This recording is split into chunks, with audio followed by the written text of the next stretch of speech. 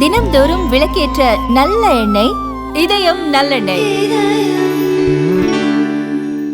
கன்னியாகுமரி நாடாளுமன்ற உறுப்பினர் அருமை சகோதரர் விஜய் வசந்த் அவர்கள் உரையாற்றுவார்கள்.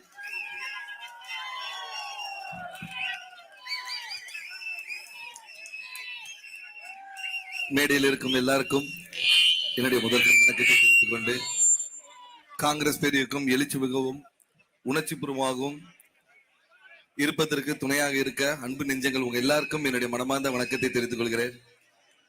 இந்த மாநாடுடைய நோக்கம் உங்க எல்லாருக்கும் தெரியும். பாஜக அரசு எப்படி ஏற்கனவே இடி எல்லாம் வச்சு எப்படி இந்த ரைட்ஸ் எல்லாம் வச்சு பண்ணிட்டு இருக்கோம், அதே போல எலெக்ஷன் கமிஷனை நம் கையில் வைத்துக் கொண்டு நமக்கு சார்பான நம்ம தேர்ந்தெடுக்க வேண்டிய தலைவரை தேர்ந்தெடுக்க விடாமல் தடுக்கும் இந்த ஆட்சியை மாற்றக்கூடிய ஒரு நேரம் வரும். அதற்கு நாம் எல்லாம் தயாராக இருக்க வேண்டும். அது முன்னாடி என்னன்னா, இந்த ஓட்டு திருட்டை நம்ம எல்லாரும் தெளிவாக மக்களிடம் எடுத்து செல்ல வேண்டும். ராகுல் காந்தி அவர்கள் முதல்ல சொல்லும் போது எலெக்ஷன் கமிஷன் அவர்களை ஏற்றுக்கொள்ளவில்லை. ஆதாரப்பூர்வமாக நம்ம தலைவர் காட்டியவுடன் அவங்களுக்கு பதில் இல்லை.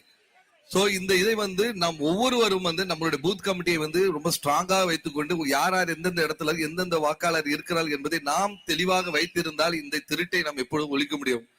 கண்டிப்பாக மீண்டும் காங்கிரஸ் ஆட்சி அமைக்கும்.